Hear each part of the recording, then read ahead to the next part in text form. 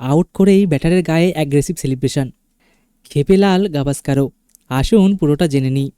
দুজনেই তরুণ ক্রিকেটার, আইপিএলের মঞ্চে নিজেদের জাত চেনানোর চেষ্টা করছেন, মেলে ধরার চেষ্টা করছেন নিজেদের।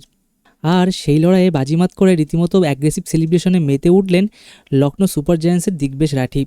পাঞ্জাব কিংসের তরুণ ওপেনার প্রিয়ান চারিয়ার গায়ের ওপর উঠে এসে নোটবুক সেলিব্রেশন করেন অনামি স্পিনার, যে ভিডিও সোশ্যাল মিডিয়ায় ভাইরাল হয়ে গেছে। বিষয়টি নিয়ে রীতিমতো হইচই পড়ে গেছে সোশ্যাল মিডিয়ায়। সকলেরই মোটামুটি একটাই প্রশ্ন, দুজনের কি আগে কোনো ঝামেলা ছিল? তারই কি প্রতিশোধ তুললেন দিগ্বেশ?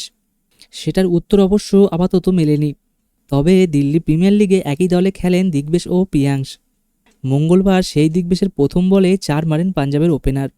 দ্বিতীয় বলেই তাকে আউট করার সুযোগ পেয়ে যান দিগ্বেশ, কিন্তু স্লিপে দাঁড়িয়ে ক্যাচ ফসকে ফেললেন মিচেল মার্শ। শেষ পর্যন্ত পঞ্চম বলে প্রিয়াংশকে আউট করে দেন লখনৌ সুপার জায়ান্টসের স্পিনার। তারপরই দৌড়ে প্রিয়াংশের দিকে চলে যান দিগ্বেশ। প্রিয়াংশের গায়ে গাও ঠেকে যায়। সেই অবস্থায় নোটবুক সেলিব্রেশন করতে থাকেন দিগ্বেশ। যদিও প্রিয়াংশ কিছুই বলেনি। আউট হয়ে গিয়ে মাথা নিচু করে মাঠ ছেড়ে বেরিয়ে যান বাঁহাতি ওপেনার। সেটা দেখে অনেকে বলতে থাকেন, দুজনের মধ্যে ঝামেলা বেঁধে গেল নাকি সেফ দুই বন্ধুর মধ্যে মজার অংশ ছিল এটি। তবে উত্তরটা যাই হোক না কেন, দিগ্বেশে সেলিব্রেশনে মোটেও খুশি হননি ধারাভাষ্যকার তথা ভারতের প্রাক্তন ক্রিকেটার সুনীল গাভাস্কার। রীতিমতো রেগে গিয়ে তিনি বলতে থাকেন, 5টি বল ডট করার পর উইকেট পেলে এরকম সেলিব্রেশন ঠিক আছে, কিন্তু 4 খেয়ে উইকেট নেওয়ার পরে এমনভাবে উচ্ছ্বাস প্রকাশ করার অর্থ হলো বোলার নিজেও আশা করেননি যে তিনি উইকেট নিতে পারবেন। সেই সঙ্গে বিরাট কোহলির কথাও স্মরণ করিয়ে দেন গাভাস্কার। 2017 সালে জামাইকা টি-20 ম্যাচে বিরাটের উইকেট নিয়ে খাতায় লিখে রাখার মতো নোটবুক সেলিব্রেশন করেছিলেন ওয়েস্ট ইন্ডিজের বোলার উইলিয়ামস। 2 বছর পরে সেটার উত্তর দিয়েছিলেন বিরাট।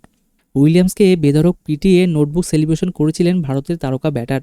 মঙ্গলবার উইলিয়ামসের মতো দিগ্বেশের সেলিব্রেশন দেখে গাভাস্কার বলেন যে ওয়েস্ট ইন্ডিজের এক প্রাক্তন বলারও বিরাটের সঙ্গে এমন আচরণ করেছিল।